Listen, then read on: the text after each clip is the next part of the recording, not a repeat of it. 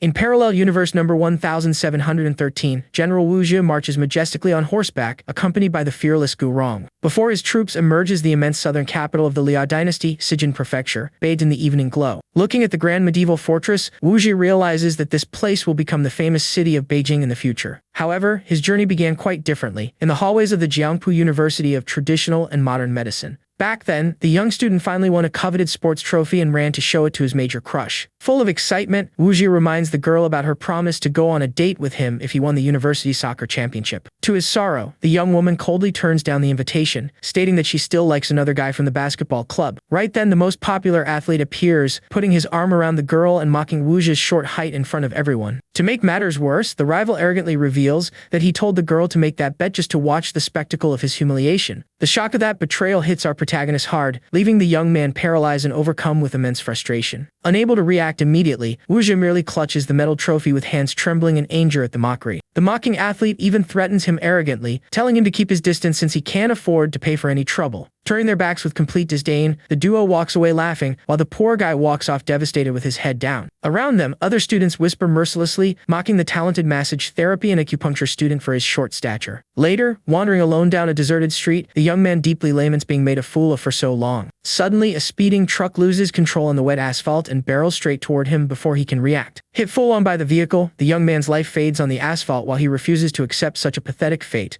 At this critical moment, a mysterious force intervenes and carries out a soul transmigration, altering the memories of this new world. As he slowly regains his senses, the first unexpected sight appearing right before his eyes is a stunning female silhouette. A remarkably beautiful young woman in classical robes approaches holding a bowl, celebrating in relief upon seeing him awake. Showing great warmth and care, she sets the steaming bowl of medicine on the small wooden table nearby. The woman comments tenderly about the 3 days he spent without eating, while the system finalizes the memory adjustments. Noticing the young man's slimmer face, she blushes subtly, thinking to herself that he actually became much more handsome. Completely disoriented, Wu Zhi looks at the gorgeous young woman and starts thinking he ended up in a cosplay-themed hospital. Fascinated by the eye-catching robes, our protagonist can't help but notice the stunning beauty of this supposed nurse. A bit embarrassed by the situation, the young man tries to make conversation and politely asks the name of the woman who cared for him during that time. The young woman is surprised by the confusing question and responds affectionately that it's her, Jinlian, his own wife. Hearing the name Delang coming from that beautiful woman, our protagonist freezes instantly, trying to process this madness. Looking at the ancient architecture around him, he puts the pieces together and panics, realizing he reincarnated into the infamous Wu Delang from the classic novel. Desperate upon realizing what historical trouble he landed in, he tries in vain to call out for help from some divine system. Noticing nothing of his inner crisis, Jinlian approaches with that classic ominous line, bringing the bowl of medicine for him to drink right away. Terror overtakes the young man, who goes into complete shock seeing the fateful poison scene about to play out right before his eyes. Remembering the tragic stories he watched in his childhood about Delang's fate, the protagonist falls into absolute despair. In a desperate reflex to save his own skin, he slaps the woman's hand away, calling her a manipulative, venomous woman. The bowl flies across the room from the impact and shatters against the plank floor, spilling all the dark liquid across the ancient room. Deeply hurt by the unfair accusation, the young woman cannot hold back her tears at her own husband's aggressive reaction. In tears, she reminds him that they just arrived in the county and that she spent sleepless nights tending to his injuries. Hearing her explanation, Wu Zhi thinks fast and remembers that at this early stage, Jinlian hadn't even met the infamous wealthy lover yet. Letting out a huge sigh of relief, the young man celebrates internally, realizing he just avoided an early and foolish death. Meanwhile, the young woman quietly wipes away her tears and patiently starts cleaning up the mess of broken shards scattered across the floor. Looking at the stunning beauty of the young woman in the room, the young man wonders whether he should run away or stay and change the course of history. He cannot bear the thought of giving up such a woman to another man, concluding that running away was never his style. Our protagonist decides the best offense is a good defense and already begins fantasizing about his conquests in this new world. In his fertile imagination, he envisions himself as an unstoppable star player effortlessly dribbling past the most beautiful suitors. In his comical daydream, the young man fires a blazing kick toward the winning goal with all the confidence in the world. The imaginary kick strikes the target dead on, tearing the female goalkeeper's uniform and sparking dramatic reactions across the field. Totally thrilled by this illusory victory, he strikes a champion's pose, believing he will now win over every beauty. However, a sudden groan of pain instantly breaks his trance, dragging him right back to the harsh reality of the bedroom. Sitting on the wooden floor, Jinlian clutches her legs, complaining of unbearable pain that prevents her from standing up. Concerned, Wu Zhi quickly rushes over to help his wife, who explains in a weak voice that she is suffering from severe menstrual cramps. The young woman finds her husband's gentleness unusual, while the mysterious mysterious system amplifies its memory-altering effect on her. A golden screen appears in mid-air, announcing the arrival of the beauty cultivation system, which converts affection into attribute points. The interface presents the main quest: seduce Jinlian within 1 week, under the terrifying penalty of total soul annihilation. The young man enters a state of utter panic, desperate because he has never successfully seduced anyone in his life, and now his life hangs by a thread. The system mercilessly scolds his whining, warning that losers do not get a second chance at reincarnation. To help him get started, the system issues a novice quest to cure the girl's cramps within 5 minutes, under the penalty of shrinking. Terrified at the thought of losing 60 centimeters of height, the protagonist nearly loses his mind in despair. Regaining his focus at the last second, the young man helps Jinlian lie down and assures her he knows exactly how to end the pain. Settled in bed, the girl shyly asks if her husband truly has a way to relieve her suffering. Confident in his own talent, he recalls his exemplary training in traditional medicine and massage therapy from his past life. Wu Ji begins vigorously rubbing his hands together, focusing his energy flow to warm up his palms before the treatment. He positions his fingers on the girl's belly, pressing the correct vital acupoints to expel the cold and soothe the discomfort. The relief is so immediate that the young woman is left in awe, praising the surprising skill she had never seen in her husband before. Jinlian reflects emotionally on her difficult past, noticing her partner's caring and protective side for the very first time. With her heart softened by his dedication, the girl closes her eyes, thinking that perhaps she can learn to truly love him. Determined to beat the system's deadline in time, our hero focuses even more energy and applies his special technique. Deepening the massage with surgical precision, the young man makes the energy flow smoothly through the beautiful woman's body. The healing flow hits the exact meridian point with a burst of warmth, clearing away all circulatory blockage. Overcome by an intense wave of comfort and relief, Jinlian lets out a soft, sweet moan that echoes through the ancient room. Startled by the sound, Wu Zhai asks if the pain got worse, but she answers bashfully that it just feels too good. The young woman blushes at her own body's reaction as the system timer ticks down to the final minutes. Realizing time is almost up, our protagonist decides to deliver the finishing touch to secure the reward. Left with no strength to resist the overwhelming relief, the woman gasps, begging him to stop that delightful massage. Trusting in his long years of theoretical and practical study, the young man applies all his technique directly onto the exact point of pain. A luminous current surges through Jinlian's body, eliminating every last trace of discomfort once and for all. The accumulated energy is released in a spectacular mystic wave, cementing the absolute success of the medical treatment. Analyzing the result of the treatment, the protagonist confirms the cure while the system celebrates his mastery of the new skill. Looking at his own hands with pride, Wu Zhe realizes that the medical power he acquired far exceeded all his expectations. Filled with ambition from this new divine advantage, the young man rejoices, knowing he now has plenty of strength to change his fate. Relieved to have cleared the first challenge within the deadline, our protagonist relaxes on the bed to plan his next moves. Accessing the magical interface, Wu Zhai discovers he accumulated 10 precious attribute points from the medical treatment. The young man hesitates between focusing on raw strength to defend himself or investing in charisma to win the girl's heart once and for all. Suddenly, the gentle sound of running water in the neighboring room catches our protagonist's attention immediately. Driven by curiosity, the young man walks over to the wooden door and pokes a small hole through the paper divider to peek at what's happening on the other side. Peeking through the small gap, his eyes nearly pop out of his head at the unexpected sight before him. The gorgeous young woman is enjoying a relaxing bath in the wooden tub, pouring warm water over her shoulders in a stunning manner. Unfortunately for the peeping Tom, a splash of water shoots right through the gap into his eye, making him recoil with a groan of pain. Suspicious of the sudden noise near the door, Jinlian holds the wooden ladle and casts a shy glance toward the bedroom. The next day, Wu Zhai heads down to the rustic kitchen and decides to make some delicious egg-fried rice to feed his wife. Right then, the system imposes a new culinary quest under the terrifying threat of an embarrassing bodily punishment for 1 year. With no time to waste, our hero invests all 10 points into intelligence and reaches proficient level in the culinary arts. With his new mastery, he visualizes the perfect recipe to turn simple ingredients into a gourmet meal. The young man cracks the eggs into the bowl with extreme skill, starting the preparation with the technique of a true master. Pouring the beaten mixture into the hot wok, he adds the leftover rice so it can absorb all the flavor of the blend. Working the wok over high heat with total mastery, the cook sends the grains flying through the air with a spectacular golden sheen. Proud of the result, our protagonist presents a steaming bowl of his freshly made golden egg-fried rice. At that moment, Jinlian appears radiant in the kitchen, catching the young man's eye with her natural elegance and charm. Smiling, Wu Zhi warmly invites his partner to taste the special meal made exclusively for her. Fascinated by the glowing dish, the girl approaches curiously while he explains that every single grain was coated in egg yolk. But the woman suddenly pouts and turns her face away, leaving our MC completely bewildered, unable to understand her reaction. Worried about the household finances, the young woman gently scolds him for wasting eggs when he should be nourishing himself better. Touched by his wife's sincere consideration, the young man concludes that she is truly kind-hearted and vows to punish anyone who tries to corrupt her. He remembers the tragic punishment the manipulative old woman suffered in the original story and promises to protect Jinlian from that fate. Tenderly holding the woman's hands,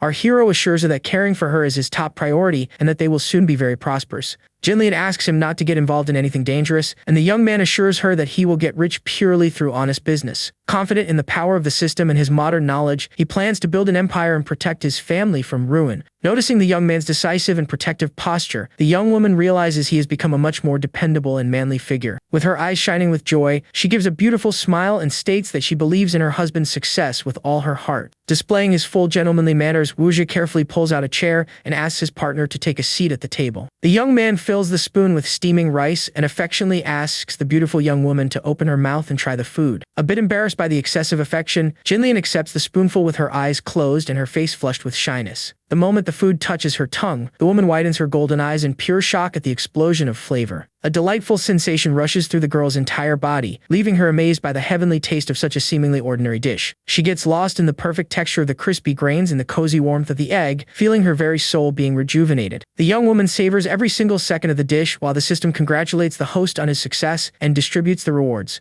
Overcome with gratitude, Jinlian hugs her husband tightly, increasing favorability by 20% and generating new attribute points. Pressed against the woman's curves, our protagonist blushes violently and realizes he is on the verge of losing control. With his breathing quickened, the young man tries to hide his embarrassment by saying his body suddenly began burning with a fever. Innocent and worried about his well-being, the beautiful wife steps back slightly and asks if his old illness has come back to trouble him. Flustered by the awkward situation, Wuxia makes up a lame excuse, saying her hug made his blood boil with emotion. Our protagonist ends up staring right at his wife's generous cleavage and thinks to himself that faced with a body like that, no man in the world could keep his cool. The result is immediate. He gets an absurd nosebleed from sheer excitement, leaving the girl completely terrified upon seeing that stream of blood. Trying to take advantage of the situation, the young man tries to reassure his wife, claiming with a completely straight face that this is all her fault, which leaves her quite confused. He continues his little act, claiming that only she holds the cure for this ailment, making the young woman ask with a pounding heart what she needs to do to help him recover. But then our MC faces a massive dilemma, wondering how to explain what he wants without sounding weird since modern terms don't exist in this era, all while the girl begs him to speak up. The poor girl doesn't suspect a thing and thinks about how essential her husband is to her life, recalling that she chose marrying him over becoming a concubine and wouldn't know what to do if she lost him. Back then, when the master of the manor threatened to marry her off to Wu Daling if she refused to be his concubine, the young woman kept her pride and accepted the marriage without a second thought. Now, moved by all that loyalty, she looks deep into his eyes and firmly promises that she will do absolutely whatever it takes to cure her husband. Feeling the weight of her promise and becoming completely flustered, the protagonist begins to stutter, trying to gather the courage to finally tell her the truth. Unable to stall any longer, he drops the bombshell all at once and shamelessly asks if she couldn't help him by giving him a rather special message. Hearing such a direct and unusual request, the girl becomes utterly embarrassed, her face burning with shyness as she doesn't know how to react. Seeing her hesitation, the young man takes her hands and puts on a huge dramatic act, saying that living beside such a gorgeous woman makes his blood rush to his head to the point he might die if not cured. The wife then bashfully admits she has never done anything like that before, while our hero celebrates internally seeing that his smooth talk worked like a charm. Wasting no time, the guy grabs his wife by the hand and leads her straight to the kitchen to give her a practical demonstration of what she needs to do. And to use as a model for this anatomical lesson, our protagonist picks up none other than a cucumber.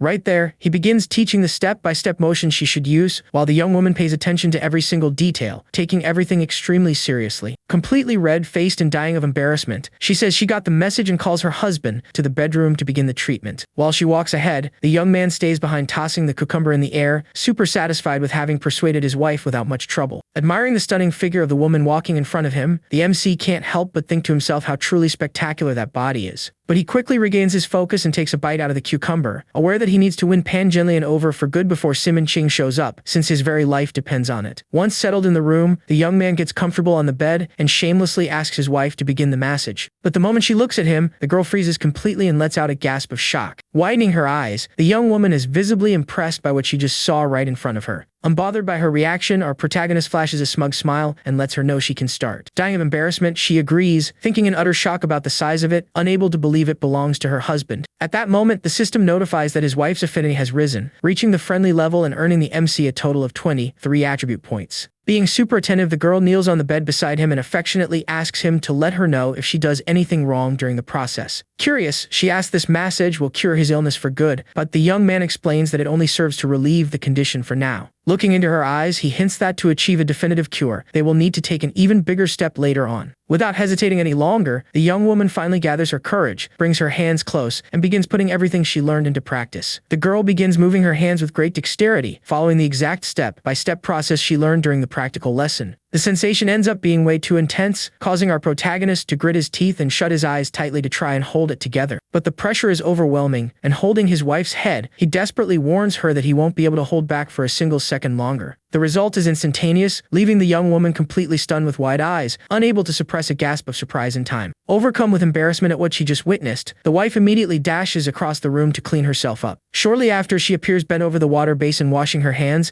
while our hero watches awkwardly from the bed. Reflecting on the situation, the young man realizes that to complete the system quest without complications, he needs to prepare to consummate this relationship once and for all. The next morning, the sun rises over the bustling and prosperous Yanggu County in the heart of the Song Dynasty. Walking through town, the MC is impressed by the local commerce, while the system panel warns that there are 6 days left to finish the quest with Pangillion. However, he remembers that his wife spent the entire night without saying a single word to him out of sheer embarrassment, stalling the quest's progress for now. With not much to do, our protagonist decides to take a walk around town to find a good business opportunity and raise money, thinking the classic route would be selling artisanal steamed buns. The problem is he has no idea how to make them, and the system didn't give him recipes, but his thoughts are cut short when someone crashes hard into him. From the impact of the unexpected collision, an out-of-control girl ends up tumbling right on top of him in the middle of the street. The young man finds himself face to face with a girl with light hair and beautiful green eyes, looking completely dazed from the fall. Seeing her delicate face so up close, our hero can't help but instantly think how gorgeous the stranger is. In a panic, the girl apologizes for the accident and hurriedly explains that her older sister is sick and she urgently needs to find a doctor. While watching the young woman run off, he reflects that the Song Dynasty is full of beauties, but laments knowing that in a few years the region will be invaded by the Jurchens. The MC recalls the cruel fate awaiting those people with the war,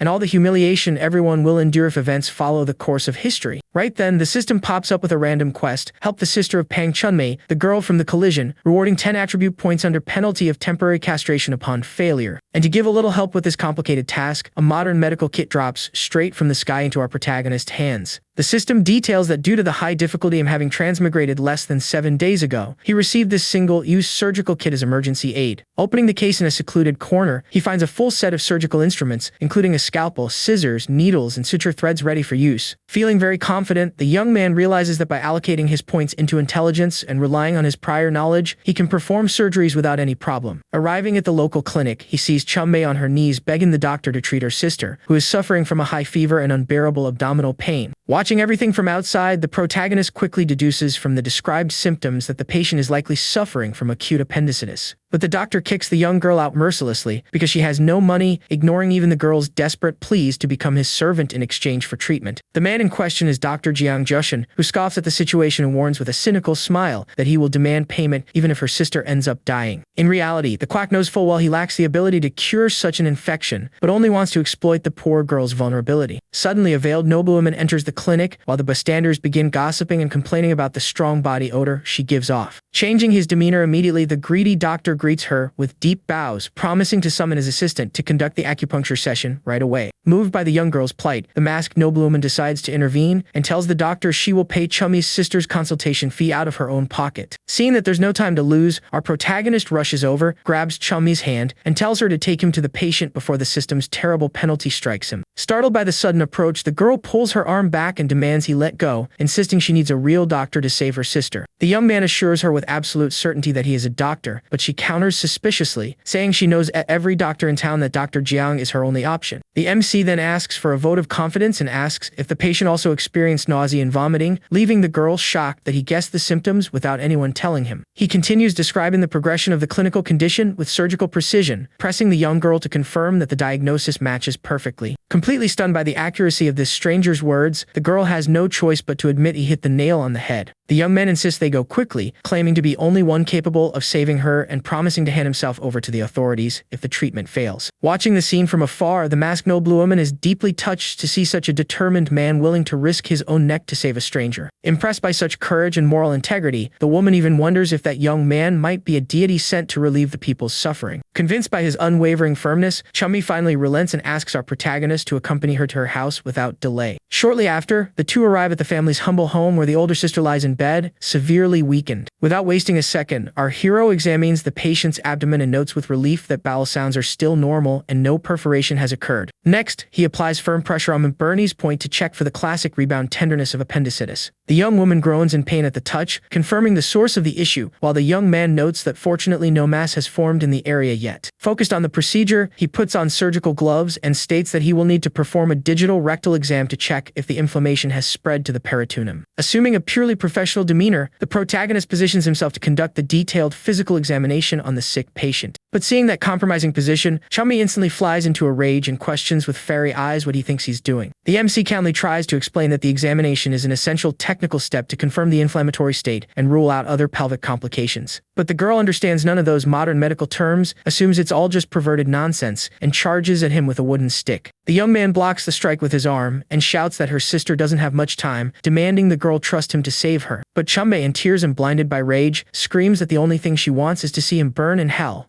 That's when the patient wakes up weakly from her fever and, in a pained whisper, calls out her younger sister's name. With her voice fading from so much pain, the young woman asks Chumbe to calm down and let the stranger finish the examination. Weeping, the little girl hugs her sister in bed, apologizing for not being able to protect her as she should. The older sister comforts her tenderly, saying that since he has already seen her body, the best thing to do is accept the treatment. Witnessing the scene, MC reflects on the innocence of women in this era and understands why Pan Jinlian was so submissive in the original story. Suddenly, Chumme's expression completely shifts upon hearing a strange noise coming from the bed. The patient begins gagging violently and vomiting uncontrollably, sending her younger sister into total panic. In full panic, the young girl raises the wooden club once more, ready to take out all her despair on the young man. She threatens to kill him if her sister doesn't survive, but the protagonist firmly retorts, telling her to get out of the way if she truly wants to see her saved. Slipping on his surgical gloves, the young man apologizes for the awkwardness and begins the diagnostic examination. At that very moment, the sick girl lets out a sharp cry of pain and weeps as she feels the internal pressure of the exam. The hero pinpoints the exact location of the inflammation, confirming his clinical suspicions. The pain is so excruciating that the young woman contorts on the bed, screaming in despair while the MC evaluates the area. Chummy stands frozen and shocked, seeing the intensity of her sister's suffering during the process. Overcome with fury, the girl grits her teeth and demands to know what kind of barbarity he just did.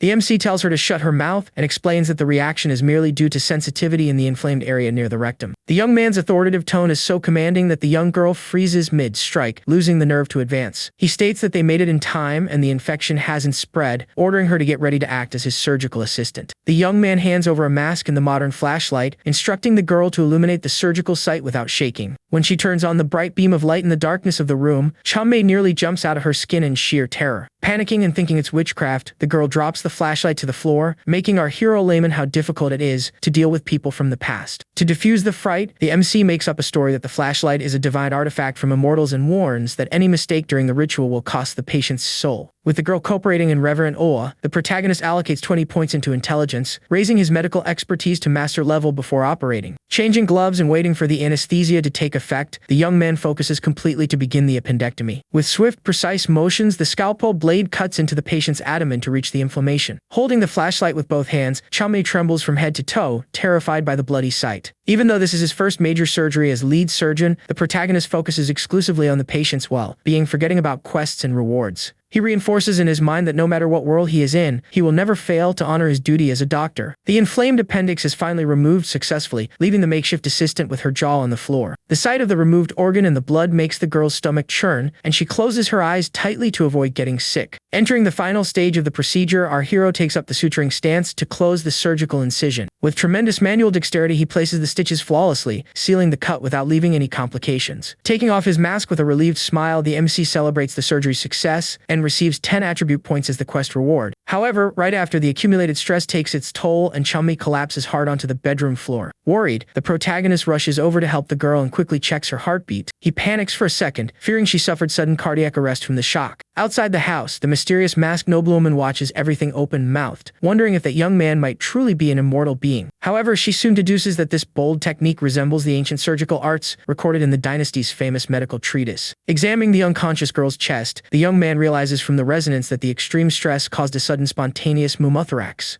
With no time to lose, the MC notes that he must perform an immediate needle thoracentesis to relieve the pressure in her lung. Desperate to save the young woman's life, he opens her robes and silently prays for her to hold on and not die. At that moment, the masked noblewoman appears from behind, grabs his shoulder, and accuses him of being a shameless scoundrel tearing off a defenseless woman's clothes. The protagonist fires back instantly that the girl has stopped breathing and will die if not treated, telling the woman to look closely if she doesn't believe him. Paying attention to the young girl's chest, the visitor finally notices that the girl is indeed not breathing and that her collapse is extremely serious. Taking advantage of her realization, our hero orders the noblewoman to hold Chummi's shoulders firmly so he can act quickly. While the noblewoman immobilizes the patient, the young man positions the chest decompression needle at the exact point to drain all the trapped air. As soon as the needle is inserted and the trapped air is vented, Chummi's breathing returns immediately with a long sigh of relief. The noblewoman is left flabbergasted by that miracle, believing it to be the legendary, forgotten golden needle technique from ancient treatises. With a confident smile on his face, our protagonist turns around and asks if she still has the nerve to call him a quack after that. Embarrassed by the misunderstanding, the woman bows in reverence and apologizes to the divine doctor, overcome with immense admiration. Right then, the system notifies that guilt and shock have doubled Wu Yunyang's affinity, granting more attribute points to the MC. The young man quickly identifies that noblewoman as Wu Yunyang, Simon Qing's first wife, who is always shunned by her husband due to her strong body odor. Knowing that in the original story she was still untouched at this point, the MC realizes that winning her over could be the key to securing his future fortune. Carrying himself with composure, he takes her hands to help her up and calmly explains that it was merely a medical procedure to relieve trapped air in the chest. The unexpected touch makes the noblewoman's heart race with bashfulness, as not even her own husband had ever held her hands with such warmth. Still flustered, the woman confesses she knows nothing about medicine, but admits the young man's skill is something worthy of deep admiration. The protagonist seizes the opening, takes her pulse, and gets straight to the point, asking if she hasn't suffered for years from body odor issues. The revelation strikes the woman like lightning, causing her eyes to widen in sheer shock at having her biggest secret exposed like that. Dying of embarrassment, she tries to pull her hands back upon realizing that this man noticed the scent she had always tried to hide at all costs. But our hero is faster, firmly holding her hands again and refusing to let her pull away. He explains that the condition stems from an accumulation of internal heat and dampness, assuring her he possesses a secret method capable of curing her in just 3 days. With her eyes gleaming with hope, the lady asks in surprise if that is truly possible. Desperate to rid herself of this burden, Yuanyang promises she will grant absolutely any reward if he manages to free her from that suffering. The MC prescribes the first step of the treatment, ordering a herbal medicinal tonic based on purifying herbs to cleanse toxins from the inside out. Next, he prescribes a special astringent powder with menthol and alum to be applied to the skin to keep the underarms constantly dry. And to top it off, he promises to use his special acupuncture technique with needles to complete the treatment and guarantee a permanent cure. The noblewoman is so dazzled by the promise of a cure that she can already imagine the relief she will feel once she is finally free of the problem. The system goes off, notifying that her affinity has skyrocketed to 50, unlocking a critical quest with a 2-week deadline under penalty of shrinking 60 centimeters. Extremely grateful, Yuanyang presents him with 100 silver taels up front, while our hero says goodbye with full pockets. With a smirk, the protagonist plans to turn Simon Qing's own game against him, cutting off every single escape route for his rival. Later, after leaving the patient in Yuanyang's care, the young man goes for a stroll hand in hand with Pangilian through the bustling city streets. Pangilian's stunning beauty attracts the gazes of every passerby, who begin gossiping enviously upon seeing her accompanied. Hearing the spiteful comments from the onlookers saying she is a flower planted in cow dung, the protagonist wonders if he shouldn't invest points into charisma. Ignoring the idle chatter, he leads his wife to the imposing storefront of the most famous jewelry shop in the entire region. The young man invites his beloved to enter the store, but she hesitates, wordly warning that the accessories in that place usually cost a small fortune. Full of affection, the husband retorts immediately, saying a woman as gorgeous as her deserves only the most expensive and refined jewelry on the market. But upon entering, the counter clerk notices their simple clothes and thinks dismissively that they are just two paupers browsing around. Unfazed by the cold atmosphere, the protagonist picks out a beautiful white jade bracelet for his wife, while the young woman, bashful over the price, asks to leave. The clerk scowls, arrogantly thinking this couple is just two broke people who only came to look. But our protagonist shuts him up on the spot by pulling out a nice pouch of silver and announcing he will buy the bracelet. Internally, the shopkeeper falls into utter shock, unable to believe the young man actually has the money to pay for the piece. Changing his attitude in the blink of an eye, the merchant hands over the box with all the flattery in the world, charging 2 silver taels. Outside the shop, the young man tenderly holds his wife's hand, acknowledging that she has endured many hardships over the past few days. Placing the white jade jewelry on her wrist, he solemnly swears that he will guarantee a life full of comfort and abundance from here on out. Moved by the gesture, Jinlian assures him that she only needs to be by his side to be happy, causing her affinity to skyrocket with a critical hit. The system notifies that her affinity has reached 60 points, accumulating more attribute points for the MC and unlocking the young woman's full status panel. Meanwhile, an arrogant nobleman named Ho Ho Zixu appears strolling through the streets of Yanggu with his henchmen. Catching sight of Pan Jinlian, the man is hypnotized by the girl's monumental beauty, completely ignoring the MC's presence. Wasting no time, the wealthy heir and his thugs corner the couple mid-path with blatant ulterior motives.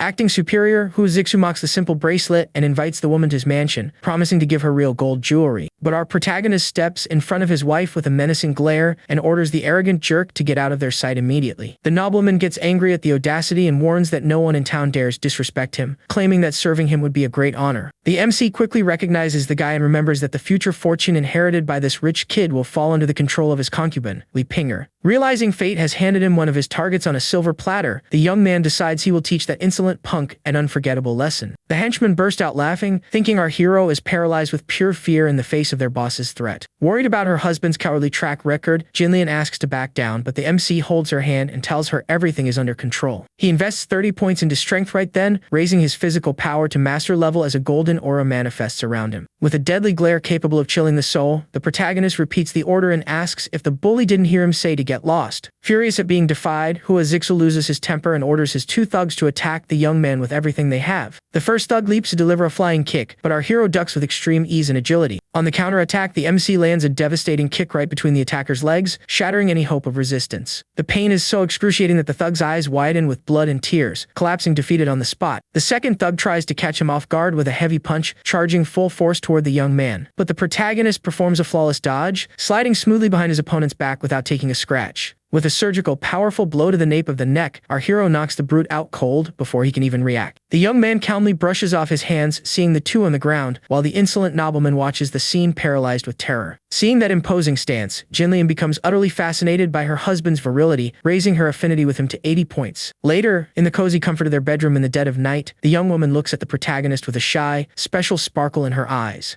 Overcome with desire and admiration, she calls her husband's name in an affectionate, clingy tone, wanting more attention. Thoroughly embarrassed, the wife kneels on the bed and asks if he couldn't give her another one of those massage sessions. Seizing the opportunity with his medical persona, our hero says that before the massage, he needs to perform a preventive breast exam on her. Believing in his good professional intentions, the girl lowers her robes with a racing heart and affectionately asks him to be gentle. With the patient exposed, the MC begins a visual inspection with a technical focus, assessing that the shape is symmetrical and completely normal. Next, he applies light tactile pressure to palpate the region, confirming with relief that there is no abnormal discharge. Panting with her cheeks burning red with embarrassment, Jinlian covers her mouth and curiously asks what kind of medical technique that is. Maintaining his expert demeanor, he carefully examines the ducts and notes subtle bilateral nodularity in the tissues. The young man concludes the diagnosis by saying she has mild lobular hyperplasia, but reassures the young woman, telling her it's nothing serious. Very shy from the touch, the wife holds her own face and innocently asks what exactly that condition means. The young man gives an awkward chuckle and says that even if he explained it, she wouldn't understand right now, promising to tell her everything calmly later. He reflects that medicine in this era is backward and considers opening a medical school in the future, training women to treat female patients with dignity. Without modern equipment on hand, the protagonist states with a technical demeanor that he will use his own fingers to conduct the rest of the examination.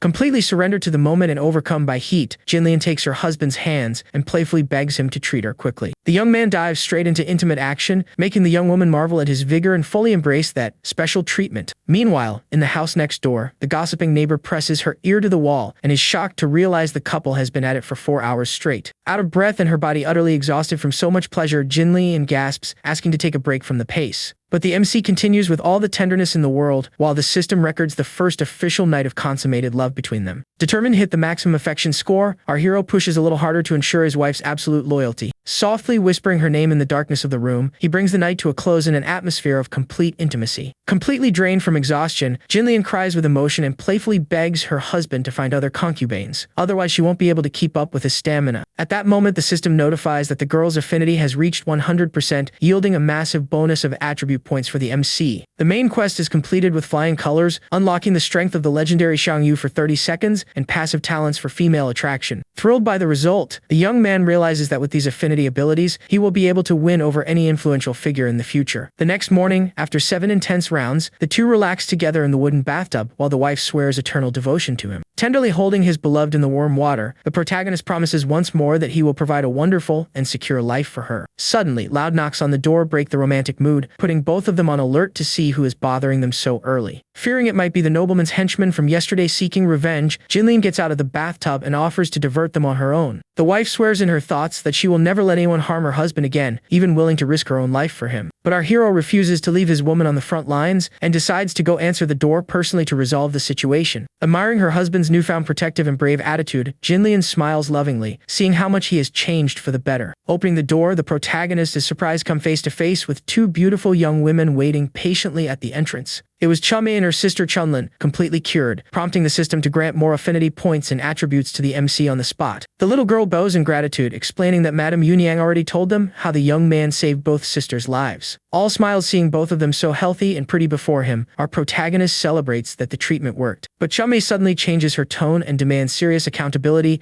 reminding him that he saw both of their bodies completely naked during the surgery. The young man nearly stumbles backward in shock, wondering in disbelief if people in the Song dynasty already knew about the infamous lawsuit trap. The older sister tries to calm things down, but Chumei insists on stepping forward to speak what needs to be said. Boldly and directly, the girl demands that the MC take responsibility for their honor and marry both of them as concubines. It is precisely at this moment that Jinlian appears behind him with an intimidating presence, making our hero sweat cold in desperation. Not knowing how to handle this unbelievable predicament, the MC enters full panic seeing the circus unfolding in the living room. Showing class, Jinlian elegantly takes her husband's arm and tries to soften the conversation, saying he only acted out of medical kindness. The wife firmly argues that demanding marriage for an act of charity would tarnish the nobility of Delang's assistants. But Chumei fires back, saying their purity was violated by being seen without clothes, and that the only alternative would be becoming nuns. Cornered among the three women, our hero cries internally, remembering that just the night before his wife had suggested bringing in other girls. To make it clear who's in charge, Jinlian gives her husband's foot a hard-hidden stomp without dropping the polite smile on her face. She then points out that marriage requires formal parental approval, doubting the young women's family would ever accept them becoming concubines. Chunlin gets emotional and reveals with a choked voice that their parents passed away 2 years ago, leaving the two of them alone in the world. In tears, the girl confesses that nowadays neither of them has anyone to turn to for support and protection. Touched by the patient's sadness, the protagonist approaches with empathy and apologizes for bringing up such a sensitive topic. Capitalizing on the emotional moment, Chumei clings to the protagonist's chest and plays up the drama, saying the two have no way to survive unless he takes them in. Seeing that manipulative scene, a dark and dangerous aura begins emanating from Pan Jinlian, setting off the jealousy alarm immediately. The wife intervenes with feigned elegance, suggesting that for their own good would be much better to find official husbands rather than lowering themselves to the status of concubines. But Chunlin retorts serenely, assuring her that status doesn't matter, and that the courage the young man showed in saving her proves his good character. Jinlian then tries another card, arguing that the Wu family's reputation would be tarnished if everyone thought they took advantage of the sister's vulnerability. Young Chumei doesn't buy the excuse and takes a merciless jab, asking if the lady of the house isn't just afraid of losing her husband's attention and control over the home. Angered by the audacity, Jinlian assumes her stance as the legitimate first wife and warns that even in a humble household, there are clear rules to be followed. Sensing the tension rising, Chunlin kneels on the floor in a sign of submission, promising to work hard and respect Jinlian as the mistress of the house. With her head bowed, the girl swallows her pride and concludes in her thoughts that Jinlian is far too domineering, making it better to yield for now. Even with the apology, the wife turns her face away, huffing in anger, causing her affinity to drop 10 points and disabling the MC's special talent. Our protagonist panics upon seeing that affinity can decrease and that the household atmosphere is on the verge of turning completely sore. Seeing the girl's pitiful state on the floor, Jinlian conceded so as not to look like a cruel villain and tells the young woman to get up. The lady of the house lays down 2 conditions: they must both work to pay for their own expenses, and they never question her domestic authority. The young man tries to intervene, saying he can provide for everyone, but Chunlin accepts the demands immediately before the conversation gets more complicated. The girl promises that if they fail to generate income, they will leave on their own, but the tension causes both sisters' affinity to drop 10 points as well. Watching the score of all 3 women plummet on the panel just from an argument, our hero completely loses his mind. With no other choice to salvage the situation, the young man takes a deep breath and prepares to assert his masculine authority. He puts an end to the fight with a firm voice and declares loud and clear that he is the one in charge of this house, the head of the family. Silence fills the room, and the protagonist feels anxious, hoping his forceful attitude didn't worsen his wife's mood. But to his surprise, Jinlian bows her head with blushing cheeks and timidly agrees that she must obey her man. Fascinated by her husband's commanding posture, the wife's admiration explodes, regaining the 10 affinity points and reactivating his talents. The bonus spreads to the sisters, boosting both of their affinities by 15 points, leaving the MC flabbergasted that a single shout resolved the problem at once. Regaining his composure, the young man sincerely asks if the two of them are truly certain they wish to stay by his side. While they confirm their decision, the protagonist reflects that his current financial situation is still modest and needs to improve fast. The system soon activates the business main quest, requiring him to help the sisters earn 10 silver taels per day within 1 week. Knowing that selling traditional buns wouldn't make that much money in a short time, the MC has a flash of genius genius and decides to bet on selling milk tea. He recalls his days in the modern world researching bubble tea recipes thoroughly just to please the girl he was in love with. Full of determination, the hero promises to teach a foolproof method that will make the family earn 10 gold coins a day before the deadline. The three women look at each other in bewilderment and let out a loud hoo, unable to understand where so much money could come from. They consider the goal completely absurd, since 10 gold coins would equal selling 10,000 buns and could support them for an entire year. Encouraged by their disbelief, the MC asks them to wait in the living room and rushes off to prove his revolutionary idea will work. He dashes through the city streets, buying the necessary ingredients at the market at a frantic pace. Back in the kitchen, the young man prepares the supplies and adapts the tea boba using glutinous rice balls instead of tapioca. While purifying brown sugar and simmering goat milk, the ingenious cook cuts reed stems to craft handmade straws. He controls the green tea steeping time with precision to avoid bitterness and pours the steaming mixture into bamboo cups. The end result is the very first homemade version of our protagonist's delicious green milk tea with handmade taro balls. Serving the aromatic cups on a tray, the MC delivers the drink to the three women and teaches them how to suck up the boba with the reed straws. Curious and hesitant about this novelty, the women take their first sips of the chilled, aromatic beverage. The explosion of sweet, intense flavors is so incredible that Jinlian feels on cloud 9, passionately begging for another sip of that marvel. The sisters are equally ecstatic over the chewy texture of the boba and the perfect harmony between the milk and green tea. Chunlin and Chummi are completely spellbound by the heavenly taste of the drink, causing both of their affinities to jump 15 points immediately. Jinlian takes the opportunity to savor the green tea with taro balls, but wonders if it's truly possible to earn 10 gon a day with this. Noticing the uncertainty on all their faces, the young man decides it's the right time to explain how this business plan will work in practice. With a confident smile, Wu Ji states that before talking about astronomical profits, they need to calculate every single expense down to the penny. He lists all the required ingredients and materials in detail, calculating that the total cost per cup comes out to exactly 19 won. The women are surprised by the high cost, remembering that regular tea in the region usually sells for only 3 won per bowl. But to everyone's astonishment, our hero reveals with absolute conviction that he plans to charge no less than 100 won per unit. Seeing their stunned expressions, unable to grasp who would pay so much, he stays calm and promises to explain the logic behind this pricing. The first secret is the sophisticated consumption method using bamboo cups and straws, reviving the elegance and prestige of ancient scholars. The second point is the incomparable flavor of purified brown sugar, which glides smoothly across the palate and makes the recipe unique and irresistible. Lastly, he intends to use modern advertising strategies, combining celebrity endorsement appeal with a sense of exclusivity and scarcity. Not understanding these modern concepts, Jinlian curiously asks who the big celebrity would be to help promote the new product. Keeping the suspense in the air, he hands over 50 silver taels along with the shop blueprints so she can organize the opening in 3 days. Right after, the protagonist takes the chance to give his wife a loving kiss, leaving the young woman embarrassed in front of the other girls. Without missing the opportunity, the young man pampers all of his companions, promising that days of great wealth and comfort are just around the corner. Excited about the next steps of the plan, Wu Ji walks humming down the hallway, while the young women still try to hide their shyness. Alone, Jinlian stares thoughtfully at the bag of coins, having no idea the generous sum came from Wu Yuanyang's hands. Arriving at the imposing residence of the Simon family, he assesses that setting up a prototype shop is the first step toward building his commercial empire. And to be able to charge such a high price for the tea, he intends to turn the most influential noblewoman in the county into his main poster girl. Confident in his strategy's success, the young doctor approaches the large gate and knocks on the golden metal knocker. The maid Xiaoyu opens the door to attend to him, and Wu Jie politely introduces himself as the doctor personally invited by the mistress of the house. Since the matriarch had already given notice of the visit, the young girl asks the young man to accompany her inside the luxurious estate. While crossing the mansion's flower garden, he catches sight of a beautiful maiden relaxing peacefully on a hanging swing. The girl's striking resemblance to an old flame from his past takes the young man by surprise, making him call out her name impulsively. The maid scolds his behavior immediately, revealing that she is Simon Deji, the young miss and firstborn daughter of Simon Qing. At that moment, the system activates an epic quest to rewrite history,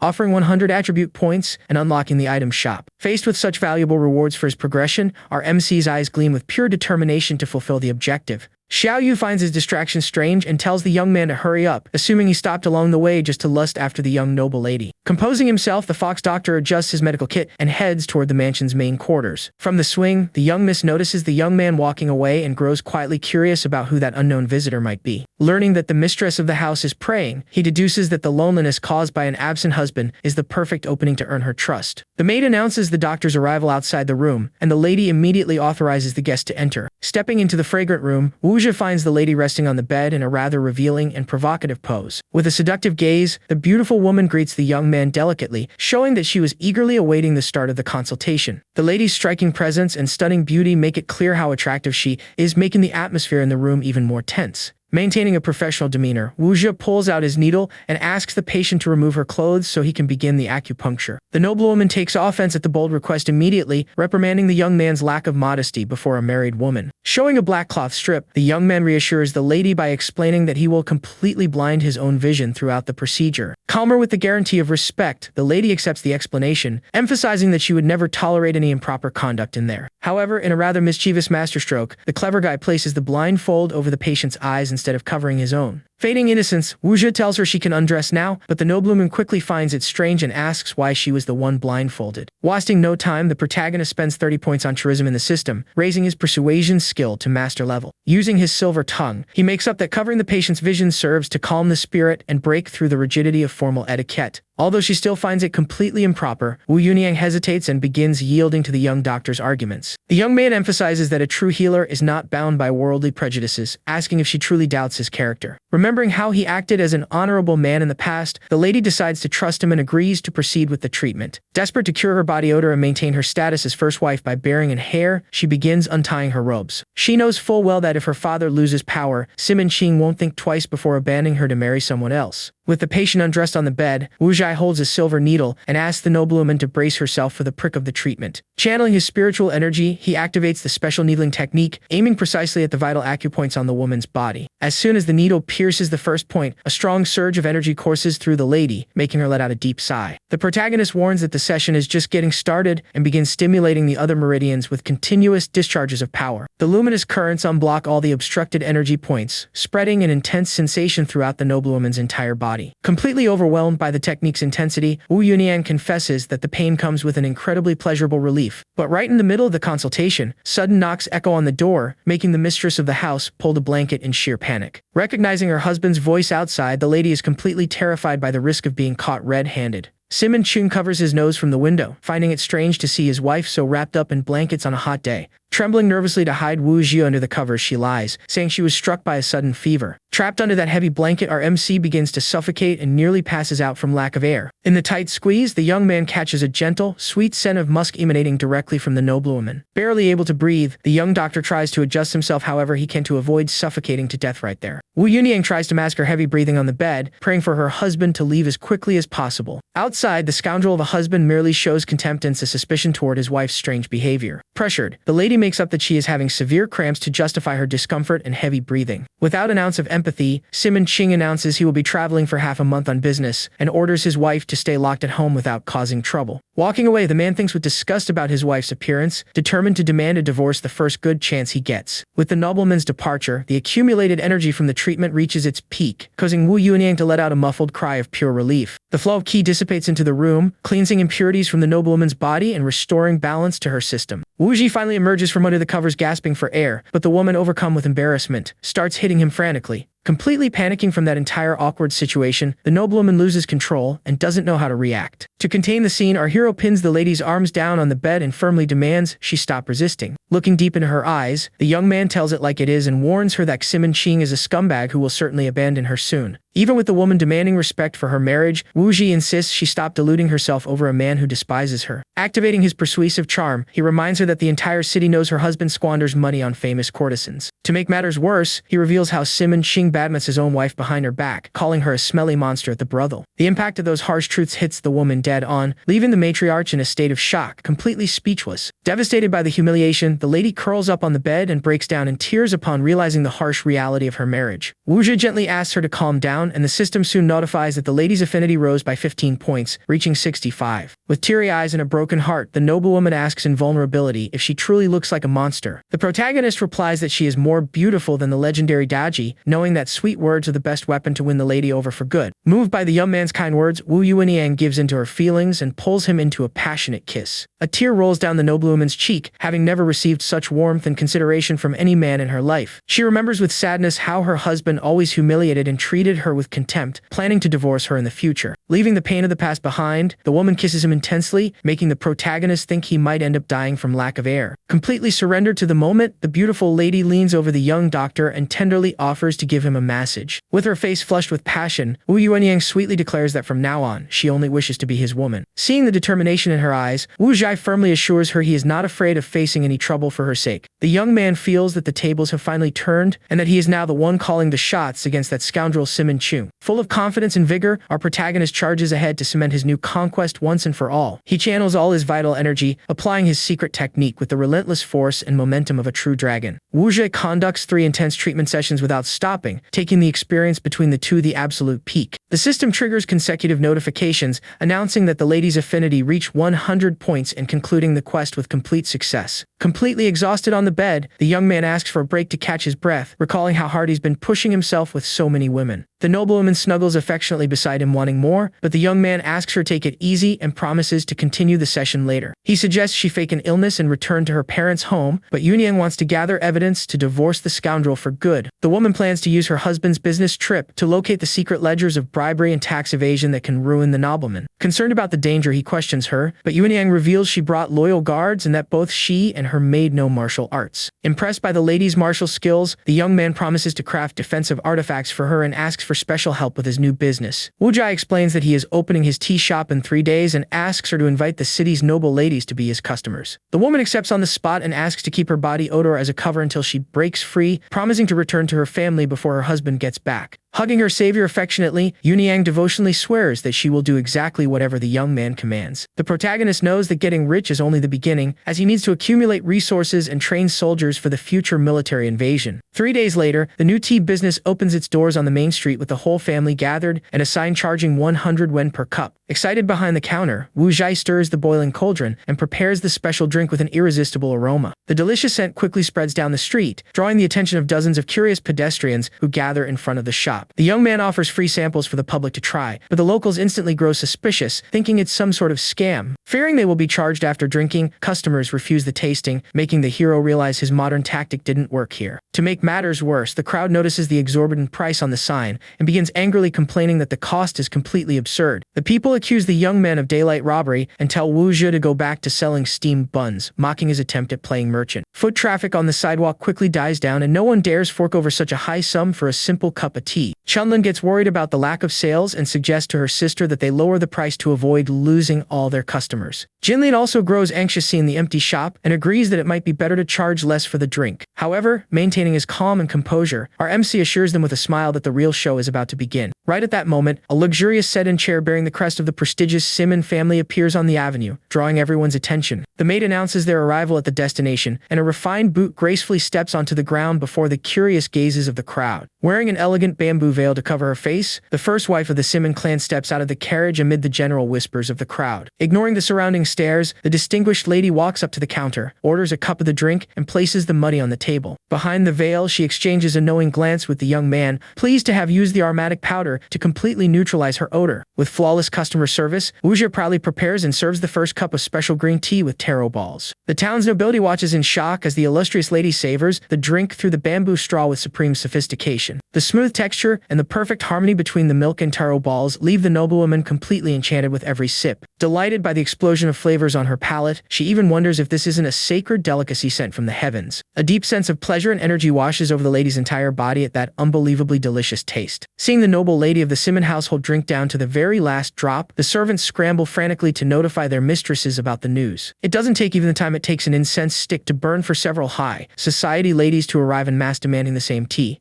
The moment they taste the drink through the straw, the noblewomen fall into ecstasy, heaping praise on the product's exquisite flavor. A massive crowd of customers mobs the counter, jostling and competing to buy another round of the new green tea. Seeing the roaring success, the maids agree among themselves that their husband must be the reincarnation of a great celestial star. To manage the crowd, the young man announces that each customer may purchase a maximum of 2 cups, ensuring more people get to taste it. Our hero's objective on this first day is merely to spread brand fame and conquer the palates of Yangu's elite. Suddenly, the spoiled young master of the Hoa family shoves his way through the crowd, scoffing at the 100 win price and demanding to be served. Wanting to cut in front of everyone, the rich kid throws 500 wen onto the counter to taste the drink before the others. Having zero patience for insolence, Wu Ji grabs the guy's arm and twists it behind his back on the spot, ordering the arrogant punk to the back of the line. The nobleman recognizes the young man and groans in pain, while the hero warns that he won't think twice before giving him another beating. Wu Yunyang steps in with authority, reminding him that local nobility is present and ordering the young man not to bring shame upon his own clan. Another elite lady shoots back at the insolent guy, mocking that the one who actually calls the shots in the Hoa family is his wife, the influential Lady Li Pinger. Humiliated in front of everyone, the nobleman agrees to get in line, swearing he will report the shop if the product turns out to be a fraud. While waiting, the spoiled brat whispers that he will slander the shop regardless, determined to ruin the protagonist's business. But the moment he takes his first sip through the bamboo straw, the guy's eyes widen in shock at the explosion of flavor. Wu Zhai appears right beside him with a teasing smirk, shamelessly asking if the drink really tastes good. The nobleman tries desperately to cover his mouth to avoid praising the drink in front of the crowd watching him intently. However, the bouncy softness of the taro balls and the exquisite freshness of the tea overpower any attempt the man makes to resist. Unable to contain his excitement, the young master publicly surrenders and shouts at the top of his lungs that the tea is simply too delicious. The entire street bursts out laughing at the rich kid's humiliating reaction, leaving the young man utterly mortified by the embarrassment. Red with shame, the nobleman flees at lightning speed as night finally falls over the city of Yangyu. Later at home, the girls count the coins and radiantly celebrate the profit of 4 guan earned on that first day. Jinlian praises her husband's talent, overjoyed to see that the new business brings in infinitely more than selling buns. Holding the sign limiting sales to 200 cups daily, Wu Zhe declares that this fortune is merely the beginning of their empire. The young man hangs the side on the shop's facade to further drive up the local nobility's desire and sense of exclusivity. Confident in his scarcity marketing strategy, he assures the family that tomorrow's goal of grossing 10 guan a day will be achieved. Fascinated by her husband's success, Jinlian hugs him affectionately and hints that he needs to be just as dedicated in bed as he is at work. The other two wives jump in on the trend and ask to have hairs as well, leaving the young man breaking out in a cold sweat from accumulated fatigue. Before he can refuse, all 3 women pounce on the protagonist at once, demanding their husband's attention. A playful rivalry sparks among them, as each one wants the honor of bearing the firstborn son of the Wu family. Pressured, Wu Zhe limits the round to just once per night, aware that he needs to take care of his health to avoid dying of exhaustion. Satisfied with the agreement, the beautiful wives settle seductively into the bed and call for the young man in unison. Feeling his body depleted at 80% overload, he reflects that he will urgently need to craft a tonic to recover his strength. Lying under the bedroom light, the women invite him with teasing looks to deliver on his promise. Taking a deep breath to face the battle, our hero leaps toward the bed, invoking his legendary nighttime spear technique. But Jinlian effortlessly blocks the thrust mid-air, leaving the protagonist completely dumbfounded by his wife's dexterity. Impressed by his wife's stamina in bed, the young man twirls his imaginary spear and prepares for another round. With renewed energy, Wu Zhu charges forward again with determination to satisfy all of his women. The hero's dedication sends Chunlin into total ecstasy, causing the girl's affinity to shoot up another 30 points in the system. Next, Chunmei also reaches her peak, raising both sisters' affinity to 80 and racking up a bounty of attribute points. Outside, a storm pours heavily through the dead of night, while intense action continues inside the bedroom. With the round finished, the two sisters confer hurriedly to put an ancient tradition into practice before it's too late. Wu Jai is left completely bewildered, seeing Chunlin upside down against the wall, asking in shock what on earth she is doing. Jinlian explains matter-of-factly that the posture prevents anything from going to waste, ensuring a quick pregnancy. The young man understands the concubine's desperation for an heir and promises to provide a much more dignified and secure life for all of them. The next morning, Chunlin opens the front door and hurriedly calls the protagonist to see what is happening out on the street. To everyone's surprise, a colossal crowd of customers is already mobbed outside the tea shop well before opening hours. The absurdly long line of eager buyers stretches around the corner and reaches all the way to the city gates. Proud of the outcome, our MC reminds his wives of the scarcity marketing strategy he had laid out before. The three women finally grasp their husband's genius plan and marvel at the business's roaring success. Hiding around the corner, young Master Ho watches everything with burning hatred and jealousy, swearing he will steal the protagonist's women. Overcome with resentment and wounded pride, the spoiled noble clenches his fists so hard his fingers begin to bleed. Meanwhile, at her mansion, Li Pinger burns with fever in bed, unsure if she has contracted some serious illness. Completely flushed and panting from the heat, the beautiful woman tries to endure the scorching temperature, draining her strength. Suddenly, her husband Huo bursts into the room screaming, claiming he desperately needs a favor from the noblewoman. The scoundrel promises to grant a divorce and split half of all clan assets if she helps him with his revenge plot. Aware of her husband's despicable character, the lady glares at him with cold, piercing eyes, displaying complete disdain. Kneeling at the doorway, the man secretly plots to steal Wu Zhe's recipe to get rich and then kick his own wife out. Li Pinger maintains her commanding presence and tells the man to stand up, reminding him that they are still legally married. He then recounts the protagonist's unbelievable shop success and how the new tea has become a craze throughout the city. The man highlights that wealthy families from several neighboring counties are traveling all the way to Yangu just to buy the drink. Intrigued by the potential of that new business, the lady adjusts her hair and asks what exactly he has planned.